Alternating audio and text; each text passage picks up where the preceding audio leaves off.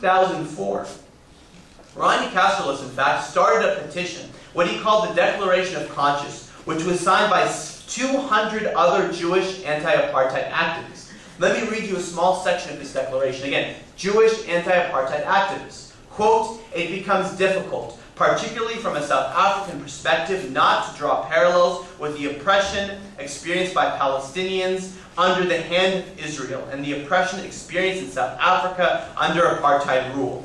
For those of you that might think I'm making up the quotes, look up the Washington Post, December 19th, 2001, to read that statement.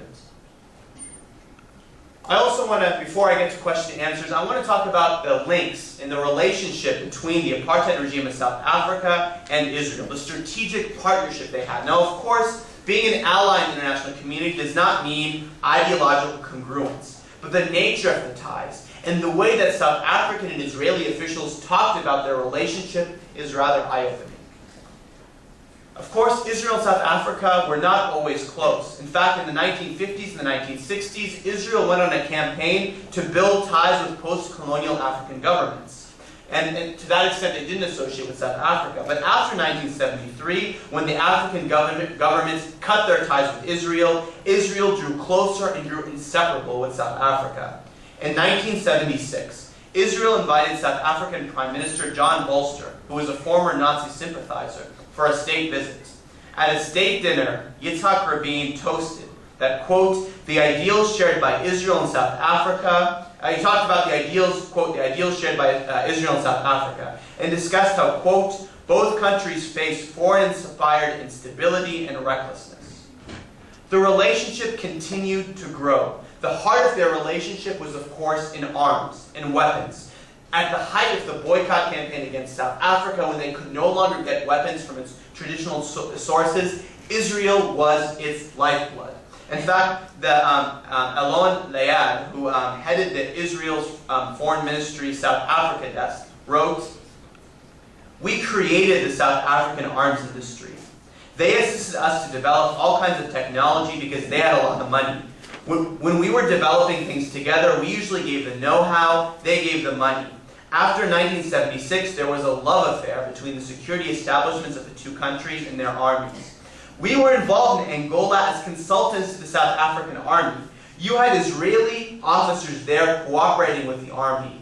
The link was very intimate." Again, the person who handled the South Africa desk in the Israeli Foreign Ministry. And areas like aviation and military, it was saved. Israel saved South Africa. Israel allowed the apartheid structure essentially to last for maybe another decade. Ariel Sharon, while conducting joint maneuvers with the South African army in the early 1980s, declared, "When I look at South African officers, I imagine soon they will give orders in Hebrew. Their physical appearance, openness, and battlefield behavior all remind me of IDF officers." Of course, Israel and South Africa collaborated on nuclear weapons policy. Israel provided the expertise and technology that was central to South Africa's development of a nuclear bomb. It was a very secret relationship.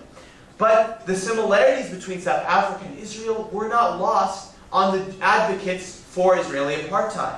In fact, as some of you may have heard, that the Jewish Anti-Defamation League was profiling anti-apartheid activists throughout the 80s. In fact, when one of their offices was raided in San Francisco, they found they had records of, I think, about over 1,000 anti-apartheid, South Africa anti-apartheid activists in the Bay Area. So they didn't lose the connection. They understood that when you understand one, the second wasn't very far apart.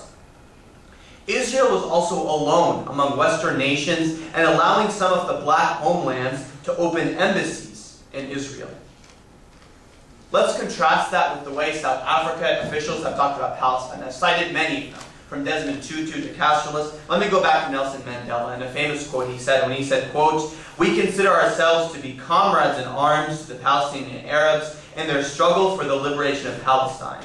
There is not a single citizen of South Africa who is not ready to stand by his Palestinian brothers in their legitimate fight against Zionist racists."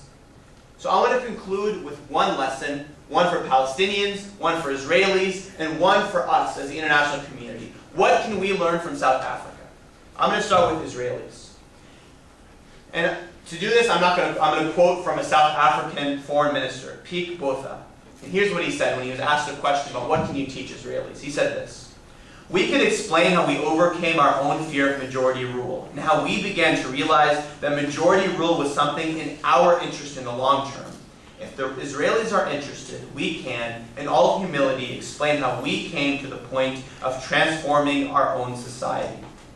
Desmond de Klerk, again, the historical leader of the last Prime Minister of Apartheid South Africa, that himself was instrumental in ending this system voluntarily without huge bloodshed, won a Nobel Peace Prize, said, quote, "The struggle could not be won by brutal, unconventional operations, which were in conflict with common decency and basic morality.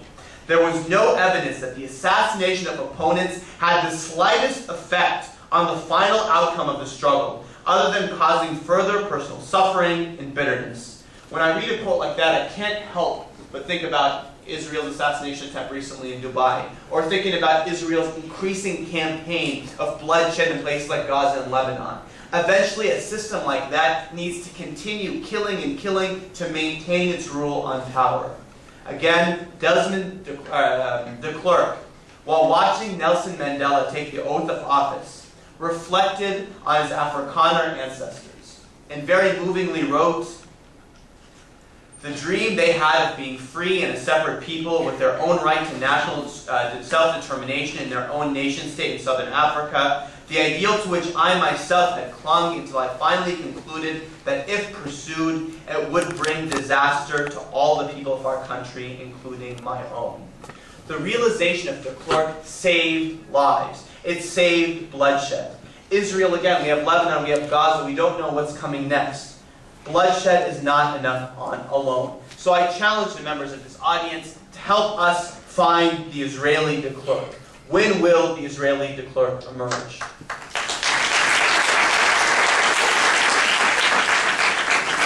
For Palestinians, I have an equally tough message for the Palestinian leadership, which is they need to adapt and they need to adopt a universal, inclusive message.